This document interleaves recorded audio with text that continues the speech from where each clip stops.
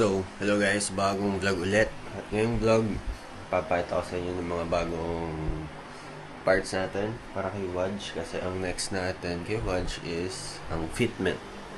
So, ito. So, nakabili na tayo ng long studs tsaka open lug nuts. So, yun. DLC. Budget meal lang guys. So, ito yung lug nuts na nabili natin. So, nabili ko siya 3K. Itong lug nuts. Ay, long studs. Kaya tayo naghaba ng long studs para mahabol natin yung gusto nating fitment, yung lapad, para malagyan natin ng matatabang spacers para lumayo yung gulong. Kasi pagka maigsi, yung studs, yung stock, konti lang, so baka mahulugan tayo ng lug nuts, maputol, ma-stress masyado. Ito, mahaba siya. So ito parang ilang cm ba to? 78, 76 bata. Sorry guys, correct me if I'm wrong. Ayan, DLC. So budget meal lang, wala pang hard race. So, ito yung open lug nuts. Ayan. So, 16 pieces studs. So, doon tayo sa classical Valenzuela magpapa-fitment. Kasi si Wadj naka front camber kit na yun. Tapos, bumili tayo ng pang rear. So, ito. So, yan. So, sila nang bahala magpakabit. Sila nang bahala magkabit doon. So, ang bala ko, doon na lang, hanap na lang ng nearest vulcanizing doon. Doon na lang magpalit ng gulong. So, dadalhin ko yung goma. Kasi, yung goma ko is 195 ngayon. Ang ipapalit natin 205. So, mababa siya ngayon. So, pag kinabit ko yun, tatama sa fender. Kailangan pa natin taasan. So, yun. So, ang hassle. So, sila na lang gumawa nun. So, bali ang gagawin na lang naman nila doon is adjust sila yung camber, iayusin yung taas ng coilovers, tsaka ikakat yung fenders sa likod para makuha yung gusto nating fitment. So, yun. Under repair yung ating coilovers na yellow speed. Sabi ko na lang, gawa na lang nila ng paraan. Kasi, yun, papalitan na lang natin ng panibagong coilovers. Yung bebenta ko na lang yung yellow speed. Siguro baka 15K. So, yun. Kailangan hindi ko pa kasi nakikita kung ano yung kailangan i-repair. So, yun, for sale yun pagka magpapalit na tayo. So, tara guys, pakita ko sa inyo yung bago nating goma. So guys, ito yung mga update sa Tota. For sale yan guys.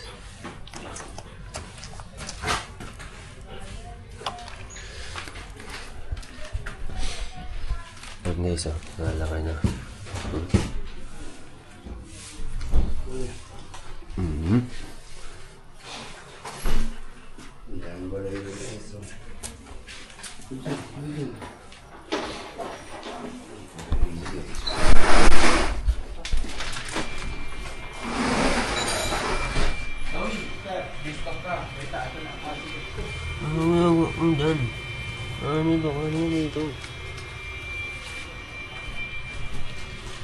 So, hello guys.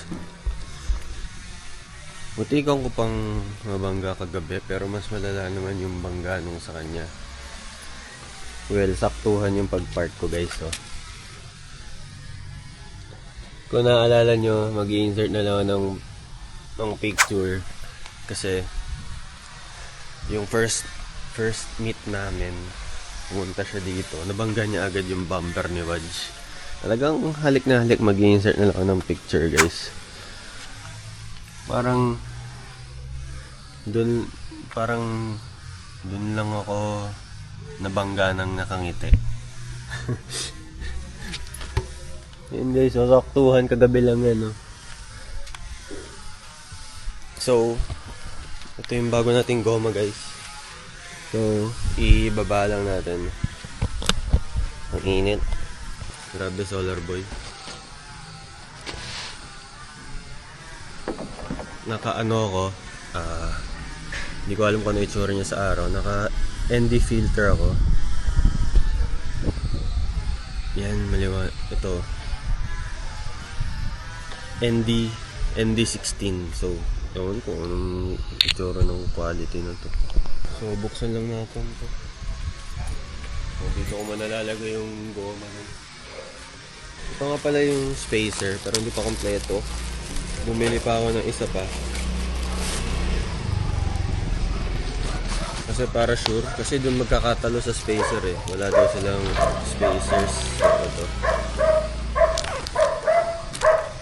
4 na 5mm. Tapos dalawang 3mm. Tapos ewan ko kung ilang mm to. May spacer na dito. Ayan o. Tapos bumili pa tayong 4 na 10mm. Just in case lang kung maglalapad tayo. Yun guys, tapos ito yung wiper ni Jam. Kasi sira na yung wiper niya. Tapos nahihirapan siya mag-drive pag naulan. Saan ko ba nakita? Matatanggal na guys. Oh. Parang kung 2023 niya to nakuha. Parang wala, hindi pa napapalitan. 2 years.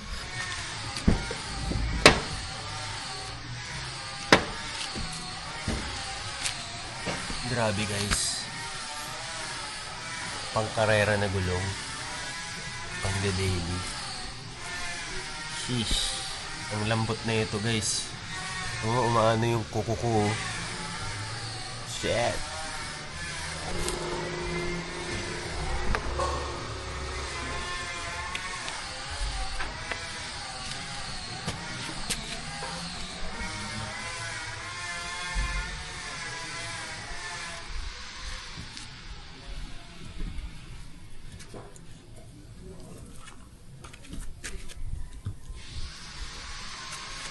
Grabe guys, may goma na yung loob ng kotse natin.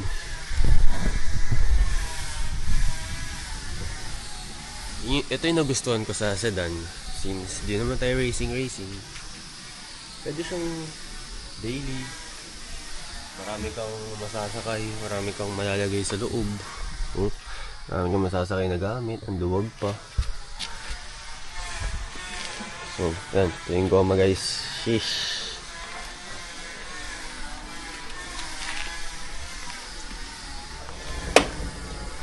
Sheesh guys. Ano siya?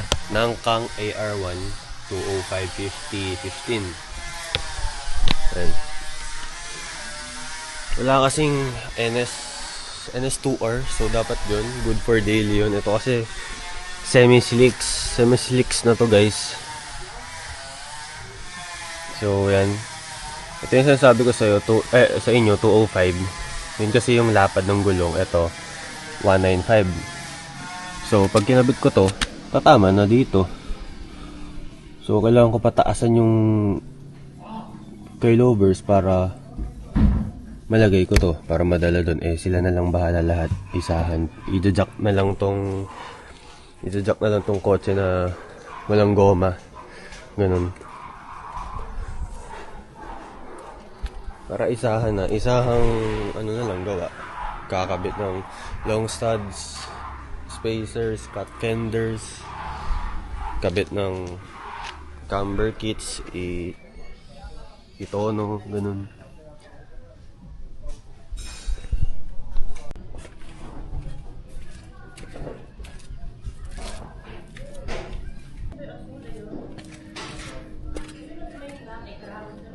So guys, ano tayo? Next year tayo magpapa-fitment. So ano ngayon? December 29. So siguro mga second week ng January, doon tayo magpa-fitment.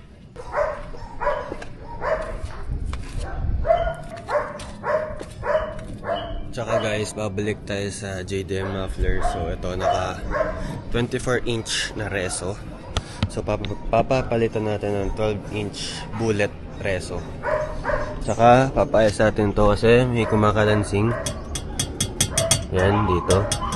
Ito sa part. So, lalakihan pa yung butas. Kumakalansin pagka mababa yung menor. Yan. So, yan. Para may dating ng onte. Gusto ko yung ano eh. Yung pagdating ko, alam na ako. Joke lang, yabang eh, no? Gusto ko lang yung may ingay ng onte. Ito kasi parang tahimik eh. Pero, swabe gamitin guys. Parang modelo. So guys, andito yung mga Dio natin. Shopee. So ito, paanda rin natin to. Grabe guys. May spare naman tayong upuan dun. Na Orig Honda. Sponsor yun ni Tutti Scooter Pro. Tagal na, hindi pa natin nagagamit. Napapalagay. So ito, sakit ng mga white na cross dock. Yan, ito yung unang maninilaw, itong batok, kesa dito.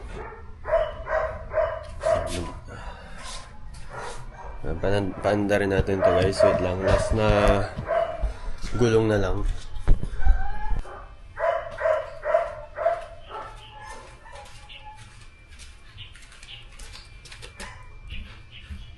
So guys, paanda rin natin si Cancer, parang garage queen na lang to eh. Ayoko na siya gamitin. Gusto ko na lang siya ingatan, itago, ganun, wag na gamitin. Gusto ko na lang yung Dio 3 yung pang daily kasi napakaswabe nun. Ito kasi yung sa mga ano dyan, ngayon lang nakapanood sa atin. Nagdi-Dio ako dati, addict tayo sa 2-stroke. Simula ako sa Fixie. And then nag-Dio, na-addict ako sa mga motor, mga 2-strokes, lahat ng 2-strokes, KR, lahat. So, yun. Tapos sumunod yung L3 na van, yung lowered, sunod doon, nag-Honda tayo. Yun. Tsaka basketball. Yun. Hindi naman ako car guy eh. Ano ako eh, basketball player ako, nagre-recover lang tayo sa ACL. Yung kotse, naging libangan lang natin. Next year, banat na ulit tayo.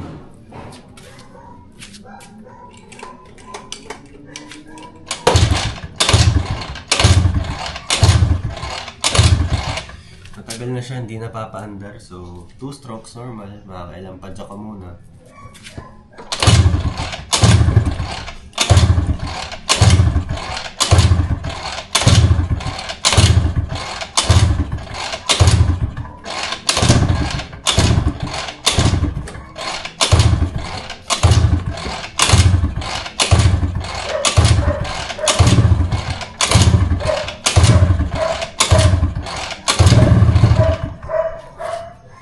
Guys, mga Dio, pagka na-stuck yan, hinihigop ng fuel pump pabalik. So ngayon, magpapump yung fuel papunta pabalik habang pinapadyakan. Miss ko na nga magtono ng mga Dio guys. Ito to. So, pag umandar na, medyo tatakpan-takpan nyo to. Parang yun yung tinatawag na choke.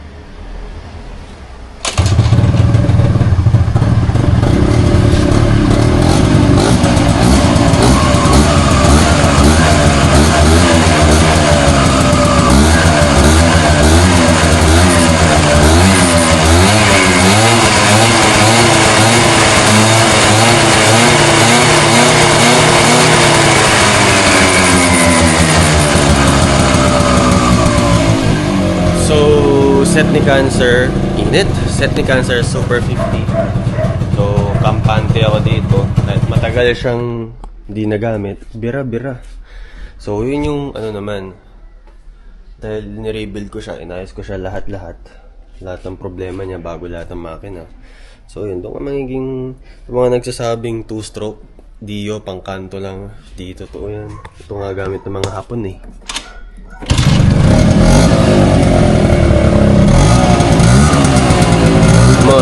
Suwabe pa rin yung walang burukbok. Pataas pa rin yung RPM niya.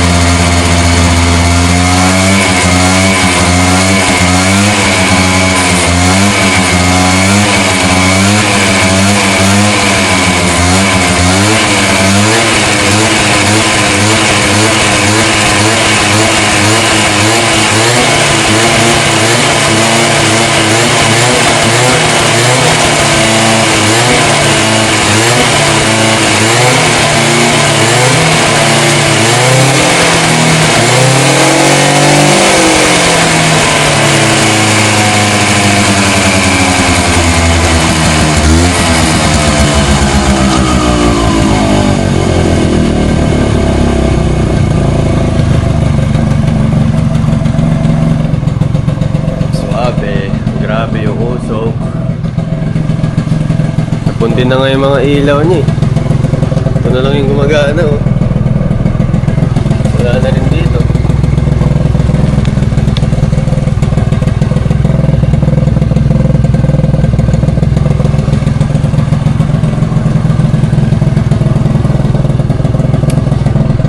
So mga lumang kotse, lumang motor, basta ayusin mo lahat, di ka bibigyan ng problema in the long run. Oo, never ending project. So dapat may tiyaga ka, patience. So ito, grabing patience yung binuhos ko dito. Grabing tiyaga. So tignan mo naman ngayon, in the long run, napakatino niya. Oo, yun lang, pag na-stock, mahirap pa rin. Pero tignan mo ngayon, gas and go.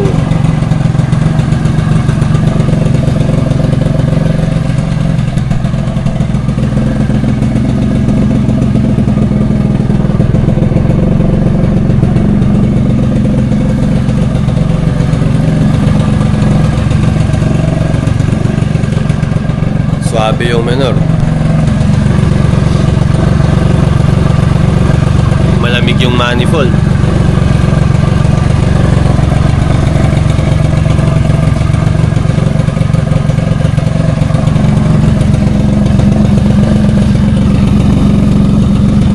So ito gab natin tuti.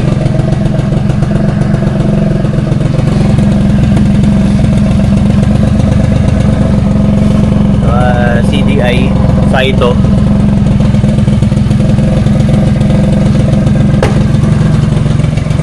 Pinitin lang natin. So ngayon, paano kaya palitan to? Papalitan natin yung wiper ni Scarlett. So ito guys, swabe na buksan at sara.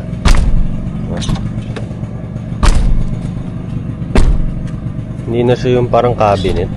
Pag sinara mo, alam mo yung, basta kailangan mo pang ulitin.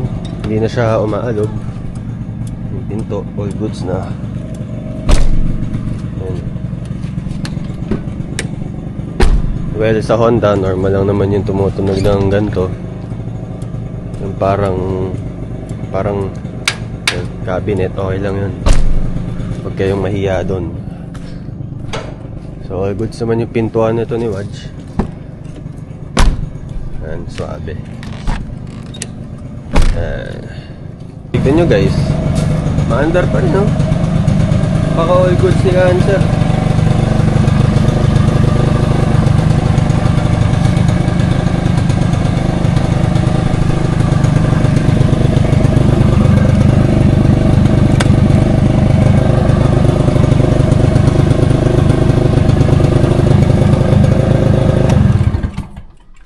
All goods.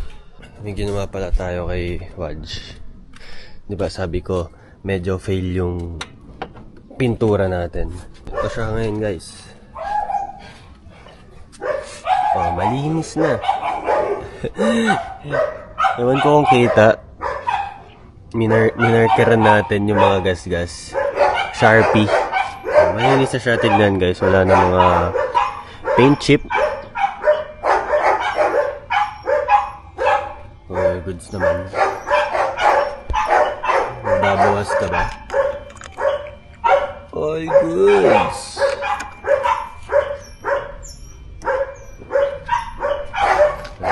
Ganyan guys eh, no? Plus pogi points eh. All goods na guys oh. Sharpie eh, no? Yun yung gas-gas oh. Sharpie lang. Grabe guys. Chamba. Tignan nyo. Natanggal ko agad yung wiper. Wawa naman ng baby natin. Pag umuulan, hindi makakita. Stock pa ata to ng 86. Well, I don't know. Ayun. Isa mo natatanggalin ko. Kasi di ko alam baka gusto nyo mas mahaba, gusto nyo mas maigsit. Guys, nga pala, for sale yung carbon hood na to. Mag-i-insert na lang ng picture. Carbon hood Baris copy. So, shoot naman to sa 86. Sa BRZ. Ano na lang guys, 12K, negotiable. PM na lang guys. So nakapost yun sa FB page ko at sa IG ko. So makikita nyo ito guys. So ito, nabili natin. Ano mga pagbigkas dito? Bosch. So 20mm. So yung mas maigsi yung kinuha natin. So next year, papaayos din natin to si Scarlett. Papabuffing natin.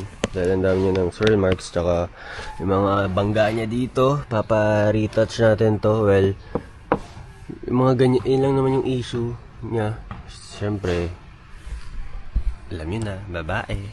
And then daily niya to. So, yun. Para malinis-linis naman siya tignan. Malinis siya tignan para mas luminis.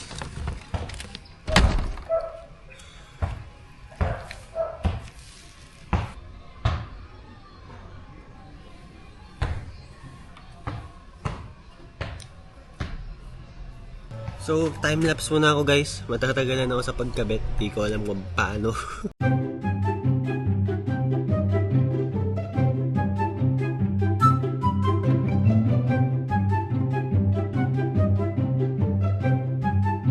So guys, nakabit na natin. All goods na. Ganda naman ng wiper niya. Hindi kaya ito magtatama. All goods lang ba to?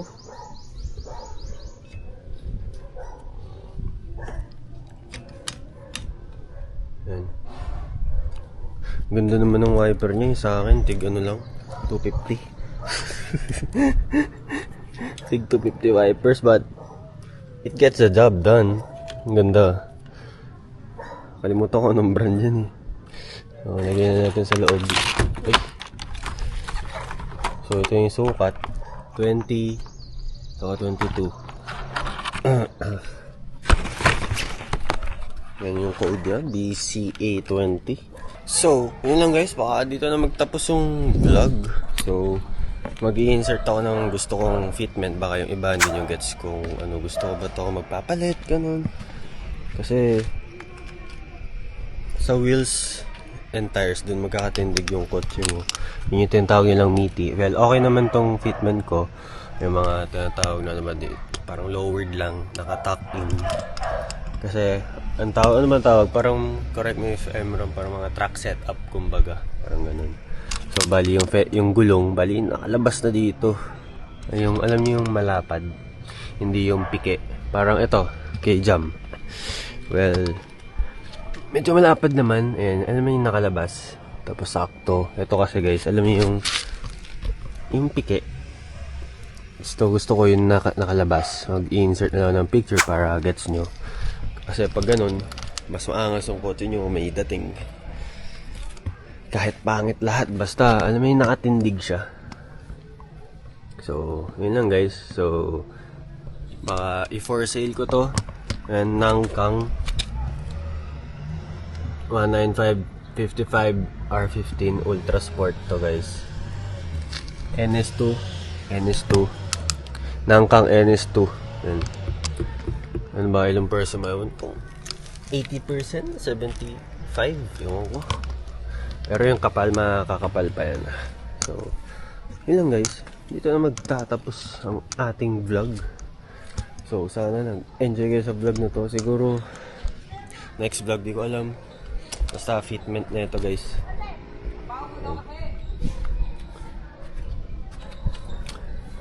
Sana all naka BBK.